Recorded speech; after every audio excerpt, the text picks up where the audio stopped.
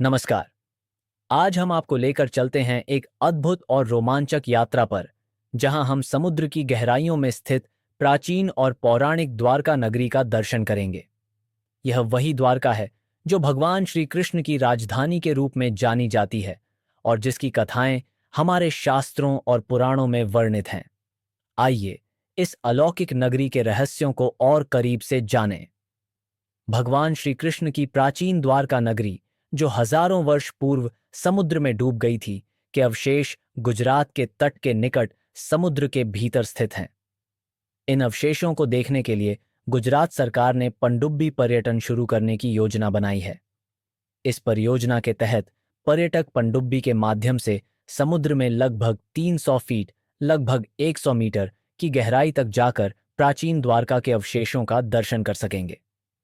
पनडुब्बी में एक बार में 24 पर्यटकों के बैठने की व्यवस्था होगी, जिसमें 2 पायलट और एक गाइड भी साथ रहेंगे। प्रत्येक यात्री के लिए खिड़की की सुविधा होगी, जिससे वे समुद्र के नीचे के दृश्य स्पष्ट रूप से देख सकेंगे। यह यात्रा लगभग 2 से ढाई घंटे की होगी। इस परियोजना के 2024 की दिवाली तक शुरू होने की संभाशंकित थी। इस पहल का उद्देश्य धार्मिक और सांस्कृतिक पर्यटन को बढ़ावा देना है, जिससे प्राचीन द्वारका नगरी के अवशेषों का अनुभव कर सकें और समुद्री जीवन की विविधता का आनंद ले सकें। समुद्र के अंदर प्राचीन द्वारका नगरी को देखने की व्यवस्था अभी पूरी तरह से चालू नहीं हुई है, लेकिन गुजरात सरकार ने इस दिशा में महत्वपूर्ण कदम उठाए हैं। सरकार ने समुद्र में पनडुब्बी पर्यटन शुरू करने की योजना बनाई है, जिससे पर्यटक समुद्र के अंदर प्राचीन द्वारका के अवशेषों को देख सकें। इस परियोजना के तहत पर्यटक पनडुब्बी के जरिए लगभग 300 फीट गहराई में जाकर द्वारका के अवशेषों का दर्शन कर सकेंगे।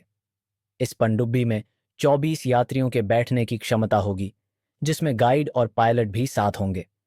इस सेवा को 2024 की दिवाली तक शुरू करने की योजना बनाई गई थी।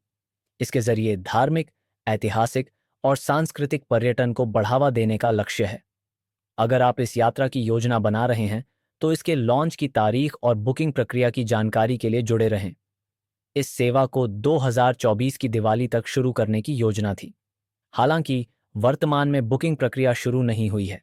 जैसे ही बुकिंग प्रक्रिया और लॉन्च की सटीक तारीख की आधिकारिक घोषणा होगी, हम आपको सूचित करेंगे। इस परियोजना के तहत पनडुब्बी में एक बार में 24 पर्यटकों के बैठने की व्यवस्था होगी, जिसमें 2 पायलट और एक गाइड भी साथ रहेंगे। प्रत्येक यात्री के लिए खिड़की की सुविधा होगी, जिससे वे समुद्र के नीचे के दृश्य स्पष्ट रूप से देख सकेंगे। यह यात्रा लगभग 2 से ढाई घंटे की होगी। इस पहल का उद्देश्य धार्मिक और सांस्कृतिक पर्यटन को बढ़ावा देना है, जिससे पर्यटक प्राचीन द्वारका नगरी के अवशेषों का अनुभव कर सकें और समुद्री जीवन की विविधता का आनंद ले सकें। समुद्र के अंदर प्राचीन द्वारका नगरी को देखने की व्यवस्था अभी पूरी तरह से चालू नहीं हुई है, लेकिन गुजरात सरकार ने इस दिशा में महत्वपूर्ण कदम उठाए हैं।